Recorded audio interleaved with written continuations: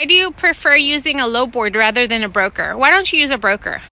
It's 8:51. We started at 7 a.m. from Stockton. We're now in Rio Linda, which is north of Sacramento. And we're gonna go ahead and transport three SUVs to the Hertz Avis at the Sacramento airport. Now we do have 3 SUVs to transport. Of course, we could have taken a car and a sedan, but they didn't have a sedan available. They just had these 3 SUVs. So he's going to go ahead and back that up and then use the wedge, put the next SUV in the second position and then the third in the third position.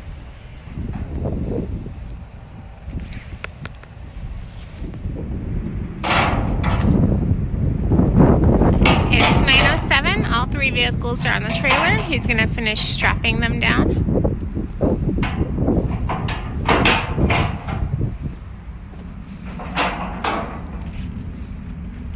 Why did you back up the first one? Look at the overhang. What about the weight? Because I want this SUV to be right on this hook right here. Because I can't hook nothing with this metal plate right here. Look at this.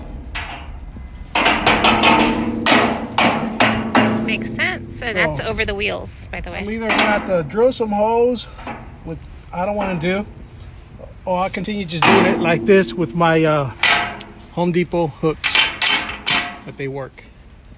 One of these are original off the Kaufman trailer, and then in order for the third vehicle to be lined up here, of course he needed to back up the first one.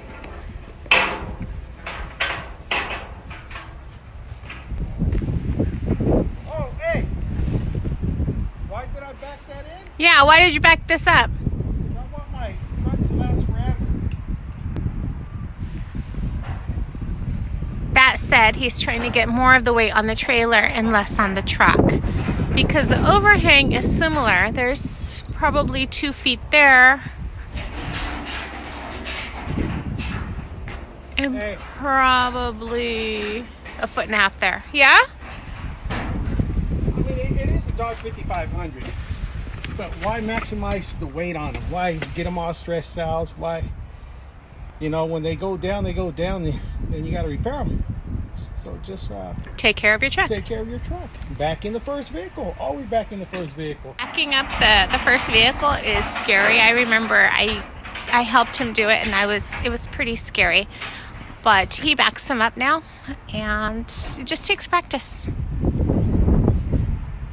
Of course, in the beginning, you're going to go very slow. You're going to, until you feel comfortable, and then it'll get really easy.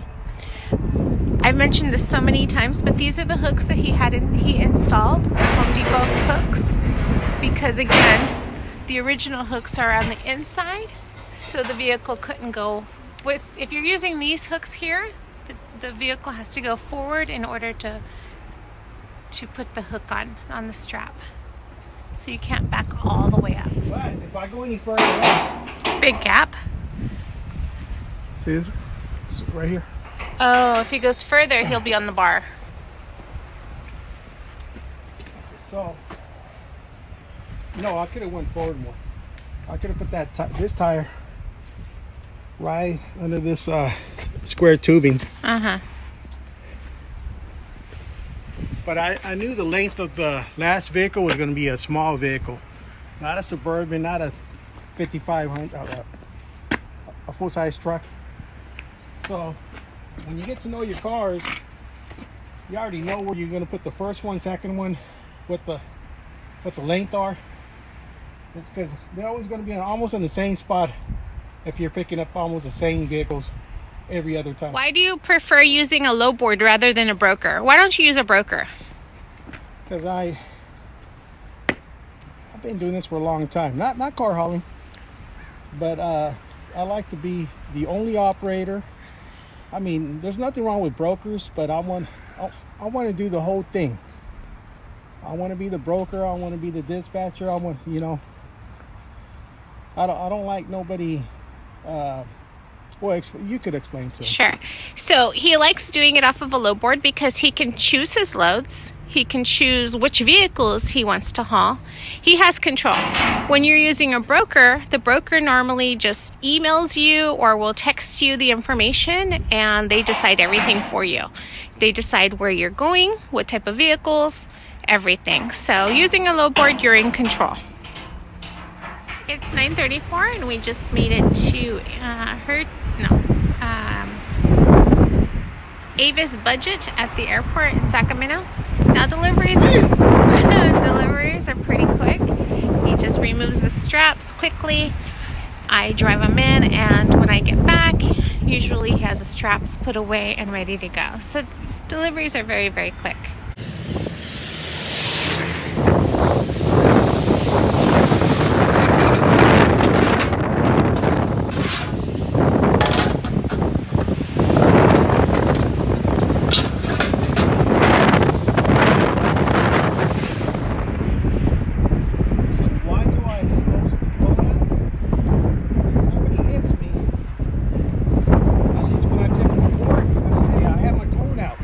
Give me the money now. Nice hat. That's why I put the cone out. Nice beanie. What did you just do? He threw all the straps in there. That's because I got a 10:15 appointment. I got to get rolling. Let's go. Let's go. Let's go. It's 9:47 and we quickly delivered the vehicles, but yes, we do have an appointment at a recovery. So he just threw most of the straps in there. Relocation, and this is the vehicle we're scheduled to transport. Message from Pups Tissues. Go ahead. It's that time of year. And it's not starting, but he does have jumpers.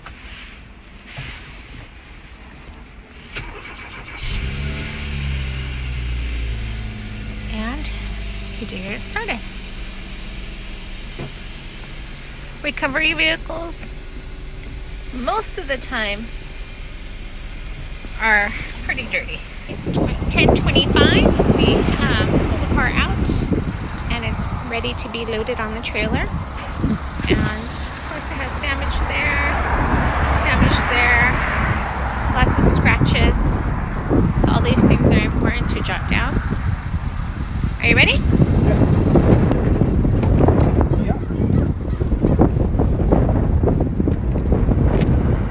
Loaded it midway on the trailer because from here we're going to go to Odessa and Sacramento and pick up one more vehicle, which will go right here.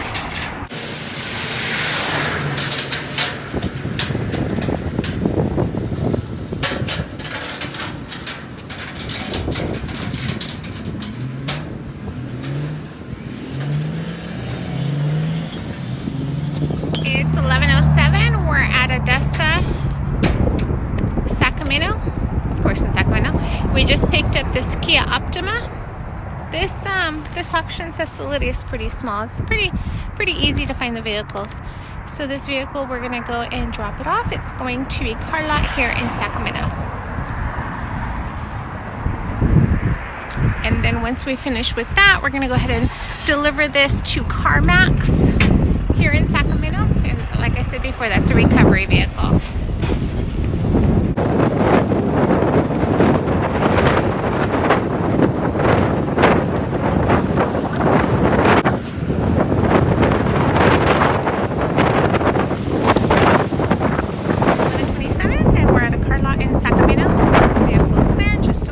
Transporter there, another one there,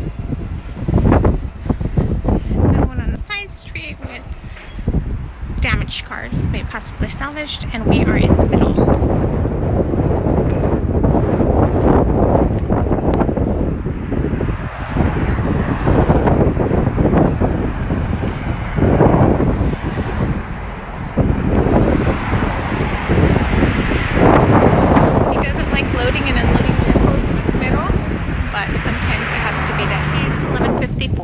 We just arrived at CarMax in Sacramento to deliver this one vehicle. Once we deliver this, we'll be finished. But of course, we're in Sacramento and we have to drive to Stockton. Okay, you want to go get somebody? Yes.